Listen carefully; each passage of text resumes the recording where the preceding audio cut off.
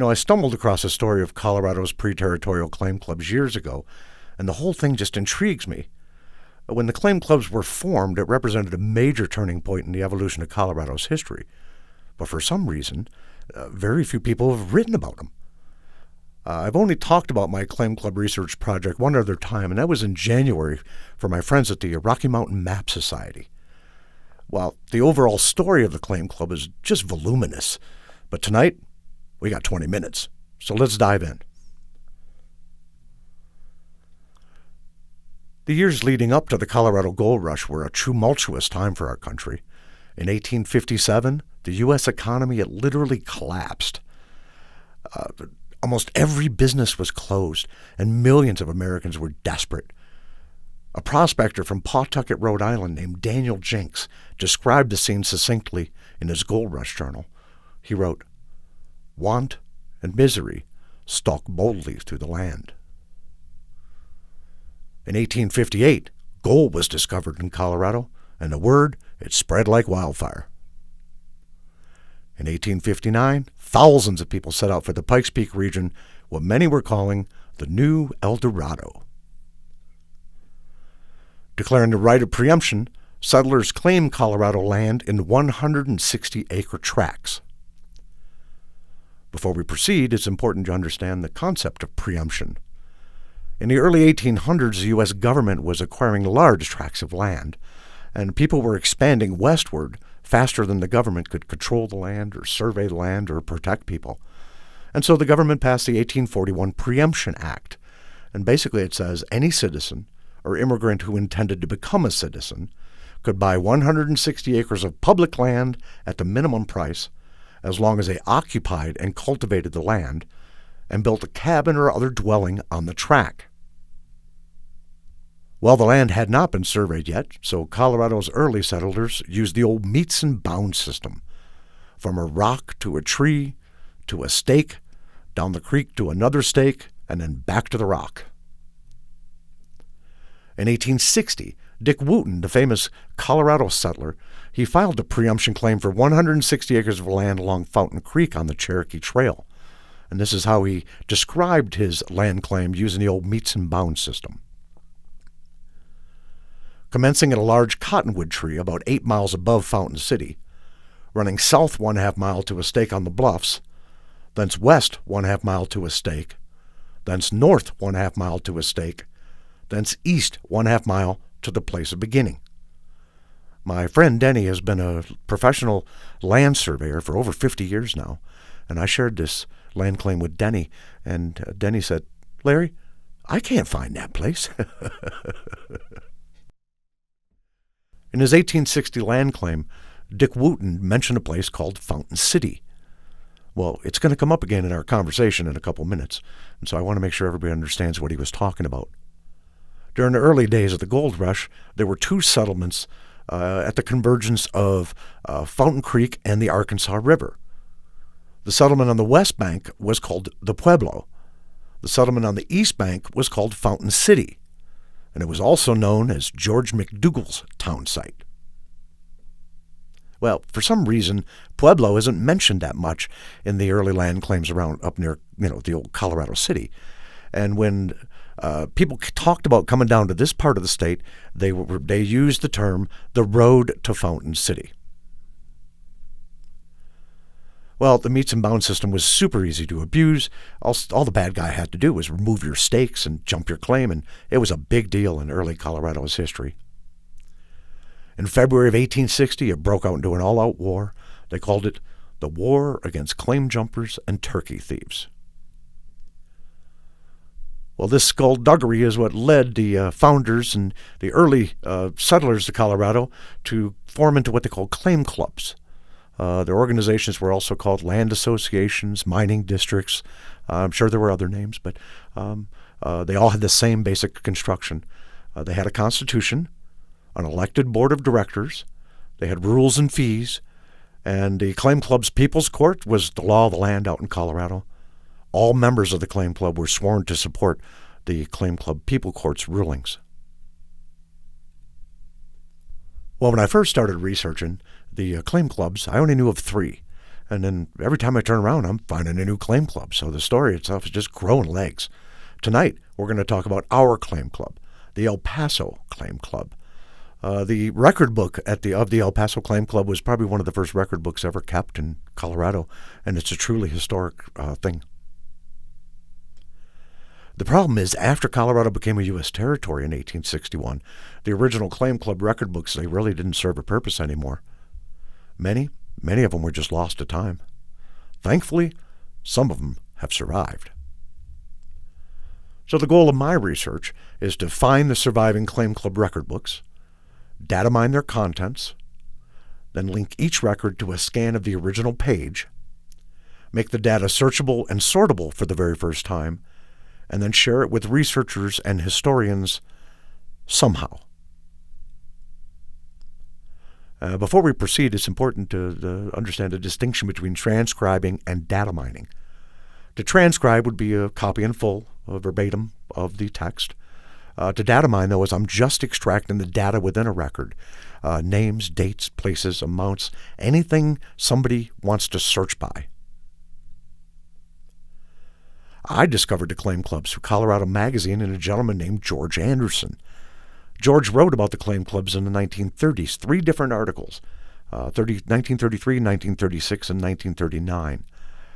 So he obviously spent years researching the topic. The article he wrote in 1936 was about our claim club, the El Paso Claim Club, and this is how he actually started the article off. Claim clubs have received scant attention from the historical profession. So George started the article off, and he's chastising historians because they haven't written about it. Well, you have to remember, George was literally a generation away from the actual events. And here he is in the 1930s, and he's opining why very few people had written about the claim clubs up to that point. Well, here I am, almost 100 years later, and I'm opining about the same exact thing. Why haven't people written about the claim clubs since George Anderson wrote about them in the 1930s? So I went looking for more information about this George Anderson guy. And I was pleasantly surprised to see that the Pikes Peak Library District actually has an original typewritten transcript that George's team made in the 1930s of what they called the El Paso Claim Club record book. But since George did that transcription of the book, I really found no other references to anybody else writing about this crazy historic book. So I took the time and data mined the contents of his book. And George's intro page in the transcription, it actually starts off with this. He says, the original book is in the office of the county clerk and recorder. It is accessible, but not in good condition. So I went to the El Paso County clerk and recorder's office, walked in the door and asked the nice ladies at the help desk if I could buy page scans from the El Paso Claim Club record book. And they said, I'd never heard of that before. And I told them the story, told them George Anderson had transcribed the book in the 1930s, and that since then I hadn't seen any references to the book. But George specifically told us that book was in their office. Well, they didn't know what I was talking about, and so they asked me, would you like us to escalate this request? And I said, please.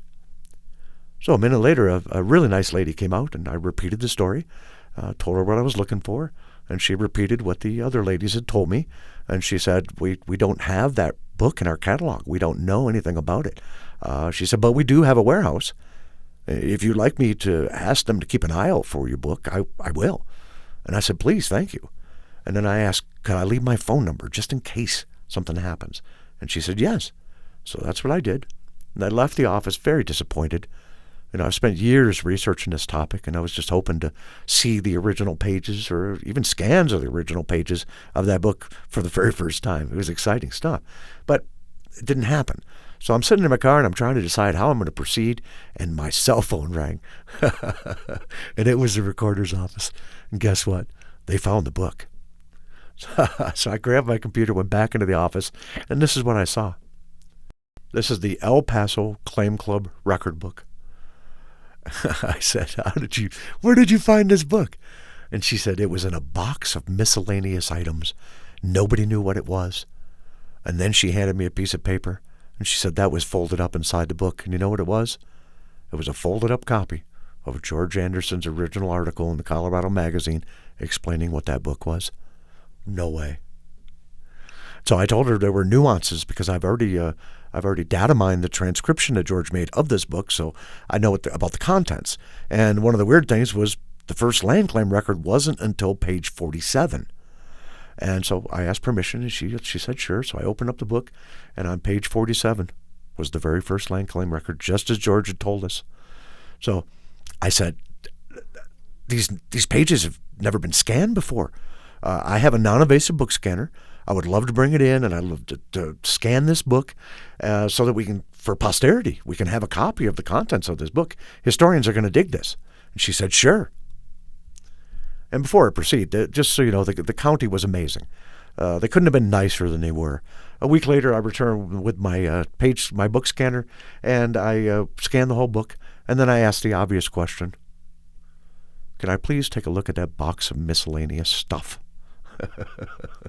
And she said yes.